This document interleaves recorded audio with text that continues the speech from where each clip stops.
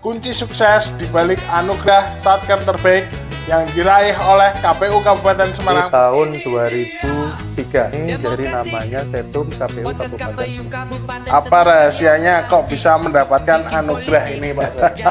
Setelah pemilu itu tugasnya KPU apa? Kata-katanya Pak Dodi. Kata-katanya sederhana saja. Semangat. Semangat. Assalamualaikum warahmatullahi wabarakatuh. Waalaikumsalam warahmatullahi wabarakatuh. Semoga pemirsa di rumah diberikan kesehatan oleh Allah Subhanahu wa taala. Amin. Pada demokrasi hari ini kita akan kupas tuntas kunci sukses di balik anugerah Satker terbaik yang diraih oleh KPU Kabupaten Semarang bersama Pak Sek kita Bapak Dodi Urbani. Silahkan disapa dulu Pak Dodi, pemirsa yang sedang nonton acara ini. Selamat siang. Assalamualaikum warahmatullahi wabarakatuh. Mas Dita Ya, Pak. dan para pemirsa podcast Demo Kreasi KPU Kabupaten Semarang dimanapun Anda berada. Terima kasih telah menyaksikan acara podcast di siang hari ini. Oke, terima kasih Pak Dodi atas sapaan buat penonton.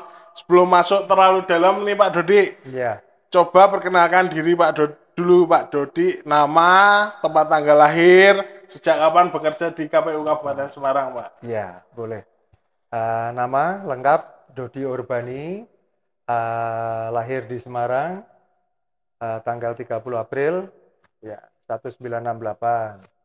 Terus bekerja mengabdi di KPU mulai tahun 2003. Jadi awal waktu itu berdiri lembaga KPU namanya masih Setum KPU Kabupaten Kota. Jadi Sekretariat Umum KPU Kabupaten Kota di setiap kabupaten kota ada dan di provinsi juga ada. Di Kabupaten Semarang ini jadi namanya Setum KPU Kabupaten Semarang. Dan waktu itu dibentuk diisi oleh dari SDM-nya dari pemerintah Kabupaten Semarang waktu itu ya. Jadi ada dari dinas pendidikan, ada dari dinas yang ada di kabupaten. Kalau saya sendiri dari bagian keuangan Setda Kabupaten Semarang. Jadi mulai tahun 2003 awal, jadi bulan Januari itu sudah ada KPU di Kabupaten Semarang. Sudah cukup lama ya Pak, berarti sejak pemilu pasca reformasi, Pak Dodi sudah di sini. Oh iya Pak, banyak yang penasaran ini.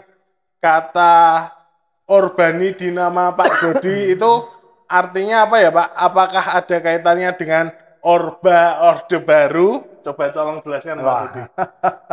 Kalau semua nama itu menurut saya baik-baik semua Mas Dipta. Iya Pak. Jadi kebetulan orang tua saya itu saya lahir kan di tahun 1968 dan kebetulan waktu itu kan istilahnya kalau zaman sekarang ini kemarin ini kan ada 98 itu reformasi. Iya. Orde reformasi lah. Mungkin orang tua saya waktu itu memberikan nama saya belakangnya Urbani itu kan mungkin Orde Baru itu mungkin seperti itu. Tapi semua nama menurut saya baik-baik semua lah. Ya. Iya Pak. Tujuan orang tua memberi nama kan untuk semua untuk kebaikan dan keberkahan anak masing-masing. Iya.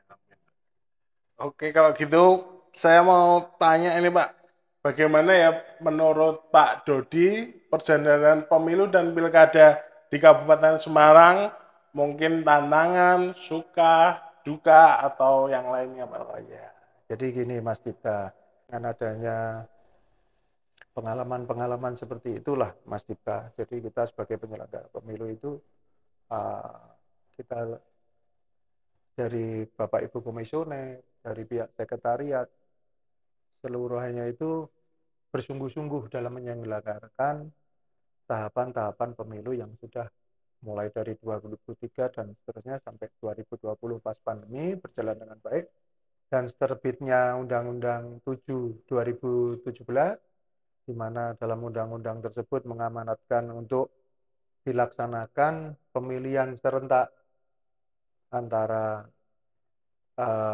presiden dan wakil presiden, DPD, DPR RI, DPRD provinsi, DPRD kabupaten kota diselenggarakan dengan pemilu kepala daerah, gubernur dan wakil gubernur, bupati, wali kota, serta wakil bupati dan wali kota serentak seluruh Indonesia dalam tahun yang sama di tahun 2024. Hanya membedakannya bulan.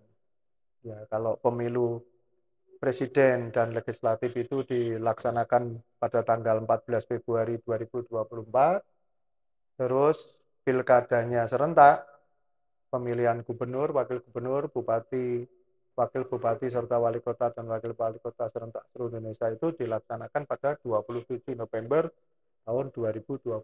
Dan kita menjalani itu semua terselenggara khususnya di KPU Kabupaten Semarang dan masyarakat Kabupaten Semarang beserta calon dan calon semua, baik itu calon legislatif di tingkat DPR Kabupaten Semarang beserta bupati dan wakil bupati Kabupaten Semarang itu berjalan dengan baik.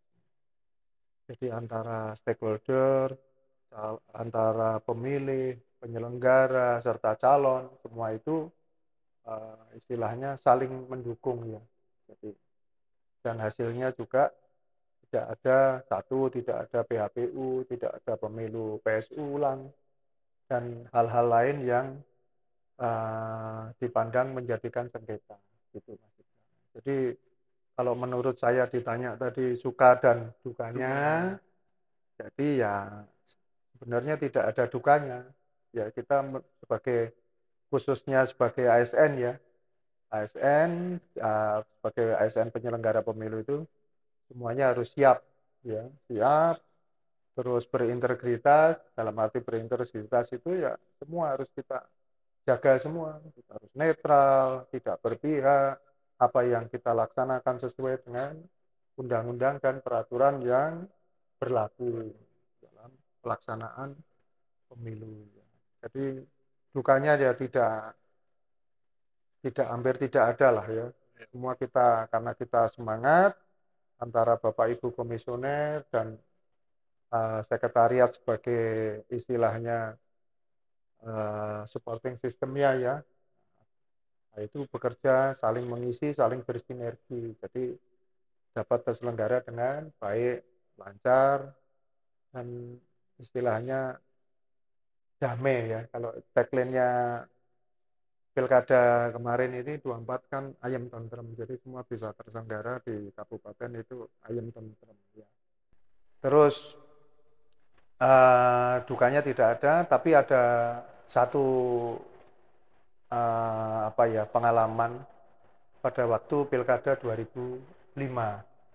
Nah, itu terjadi perbedaan pendapat ya, di mana yang istilahnya diperdebatkan itu masalah ijazah ya.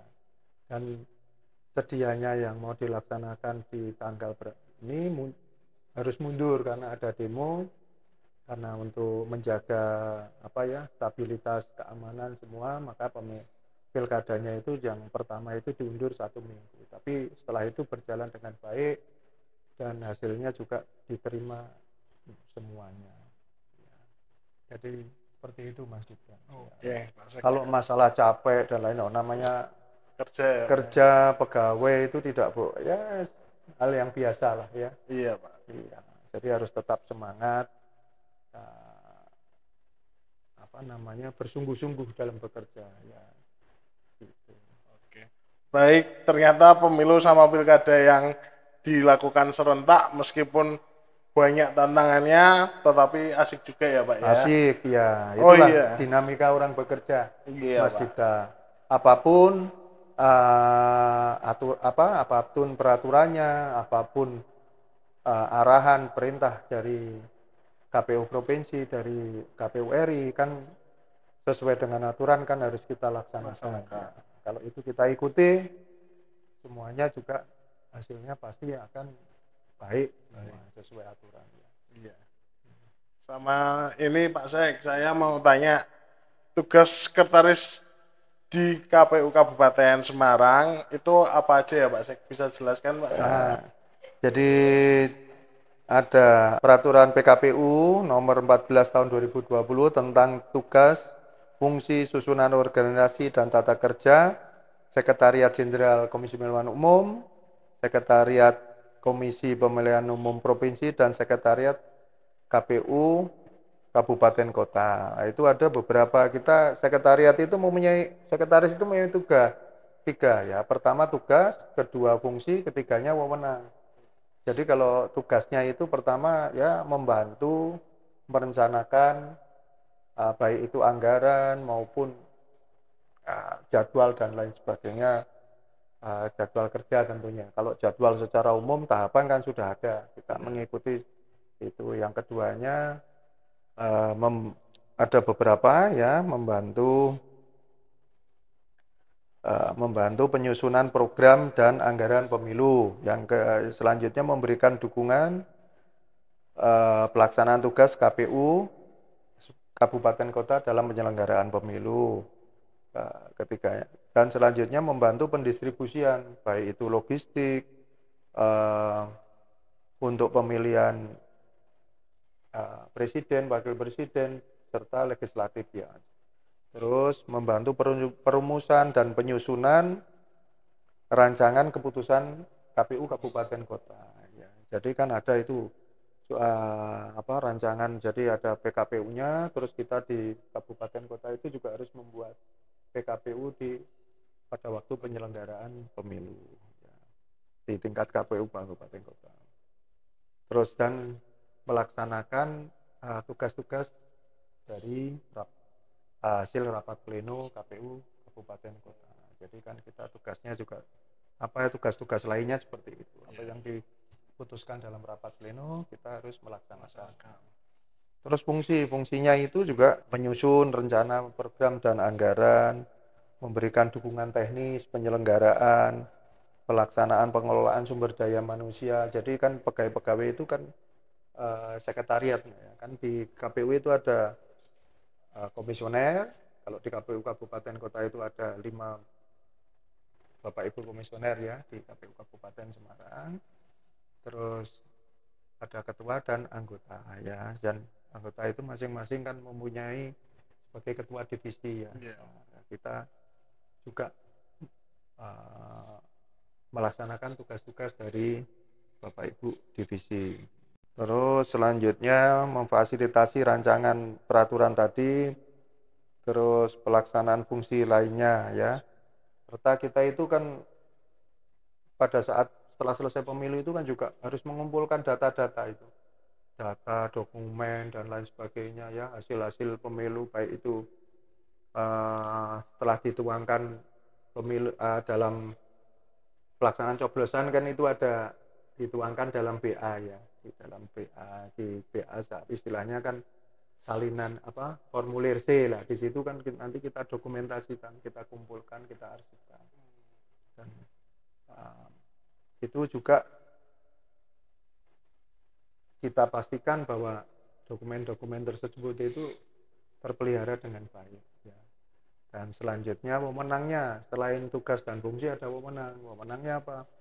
Wewenangnya yaitu mengadakan istilahnya logistik di dalam penyelenggaraan pemilu. Jadi seperti pengadaan surat suara, pengadaan kotak, bilik, alat coblos, ya itu bagian dari kewenangan sekretaris.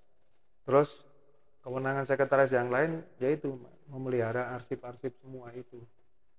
Terus mempunyai kewenangan untuk mendistribusikan, bagian dari tanggung jawab mendistribusikan baik itu logistik dan formulir, baik itu logistik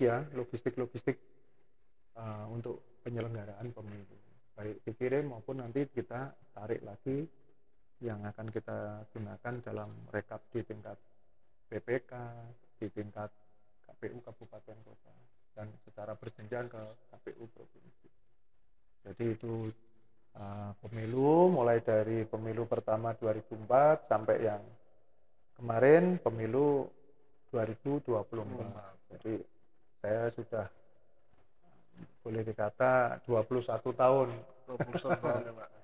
Iya, sebagai ASN di ASN KPU. KPU Kabupaten Semarang.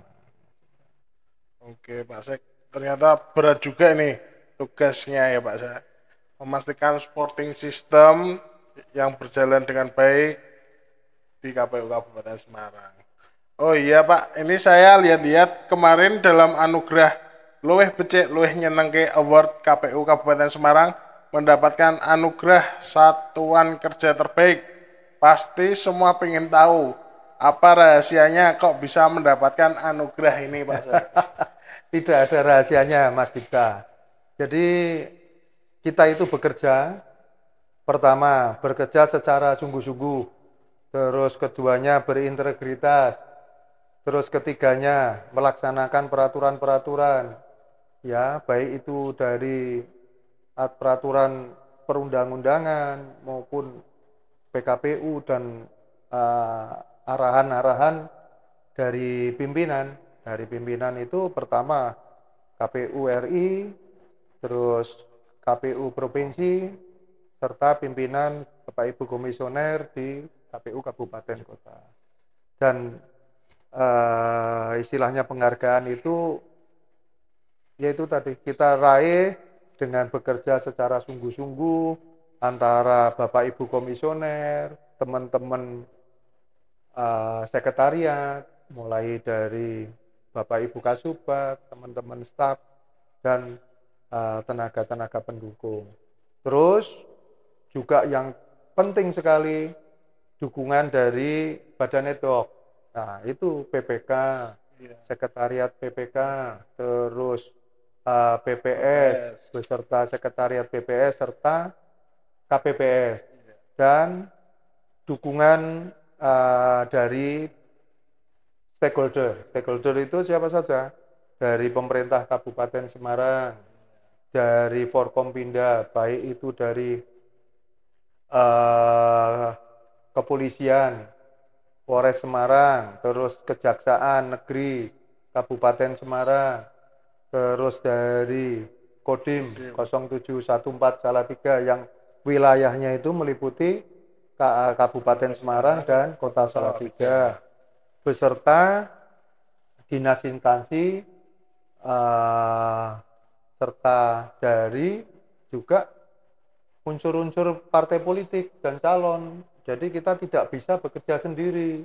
Kita bekerja istilahnya bersinergi dengan stakeholder, dengan apa yang di dalam penyelenggara itu sendiri, dari pimpinan tingkat KPU RI, tingkat provinsi yang selalu memberikan arahan dan petunjuk, serta di dalam KPU Kabupaten sendiri sebagai penyelenggara, serta masyarakat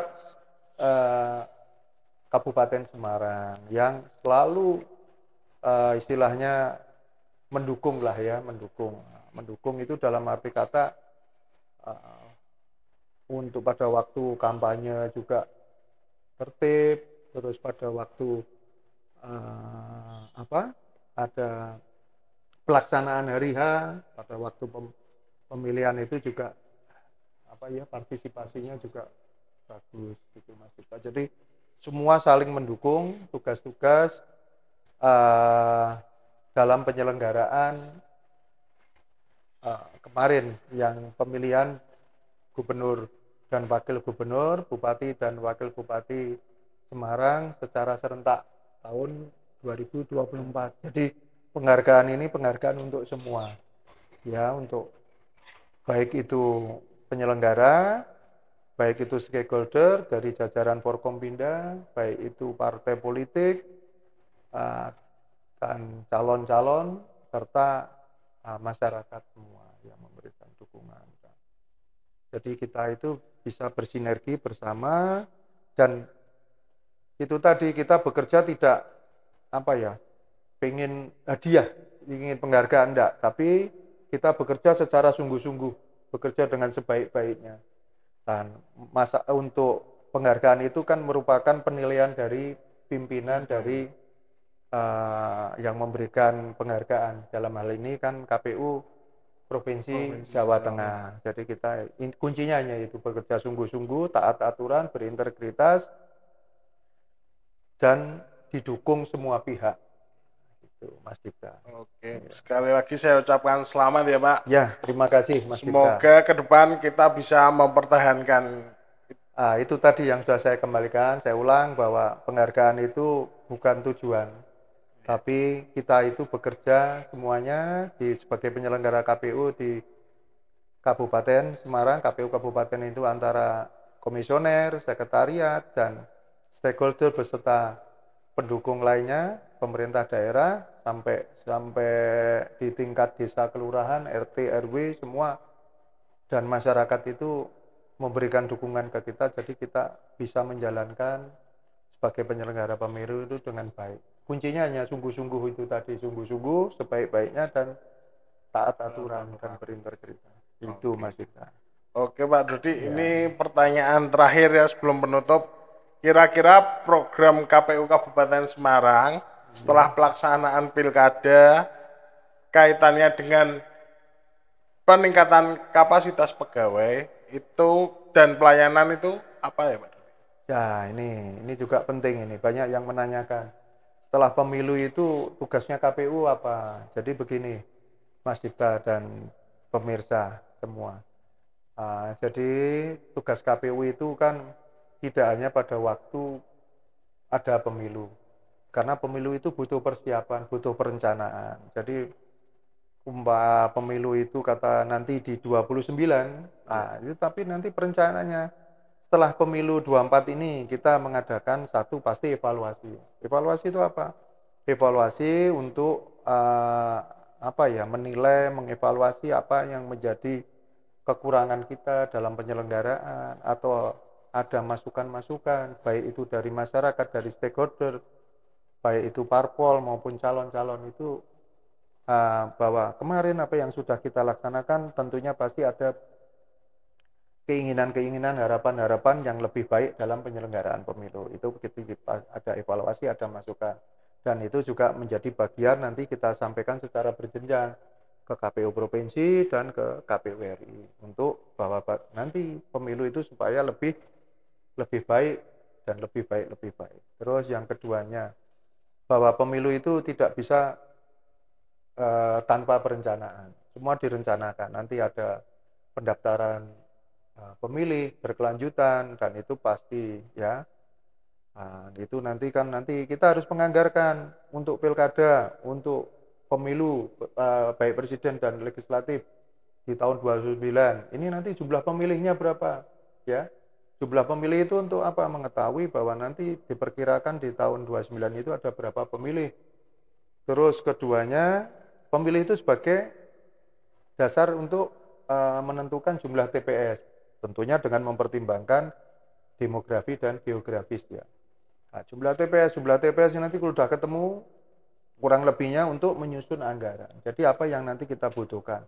Anggarannya itu berapa sih untuk sekian TPS. Itu harus kita rencanakan.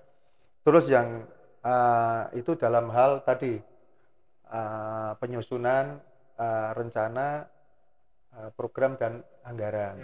Terus yang selanjutnya ada juga di daerah mana ini partisipasi kita bagaimana?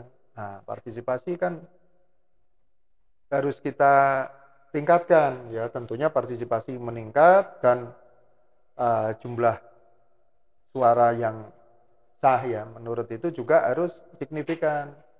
Jadi nanti partisipasinya naik, suara sahnya yang tidak sahnya itu banyak ya juga tidak pas ya. Jadi harus kita perlukan sosialisasi daerah mana yang kemarin partisipasinya kurang, nanti kita berikan sosialisasi. Dan sosialisasi itu tidak hanya nanti pemilunya tanggal sekian, enggak. Tapi bagaimana itu cara memilih, cara pemilih ya, pasti mencoblos dan terus nanti datang ke ini surat suaranya bagaimana terus dan seterusnya. Terus selanjutnya ada juga, kita kan selalu punya hubungan dengan eh, sekolah-sekolah ya, pemilos. Nah, itu nanti juga kita mengadakan sosialisasi untuk pelajaran PPKN ya. PPKN itu kan ada istilahnya demokrasi ya. Demokrasi. Itu kan ada bagaimana OSIS, pemilihan OSIS kita. Terus juga tidak hanya pemilunya, kita juga tumbuhkan semangat calon-calon. Calon itu nanti calon legislatif, calon kepala daerah kan harus kita tumbuhkan semangat ya, Iya. semangat kepada itu. Jadi tidak terus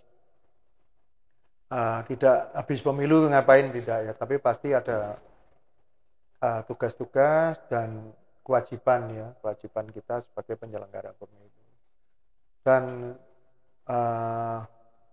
fungsi-fungsi itu juga nanti berjalan sesuai dengan istilahnya nanti peraturan yang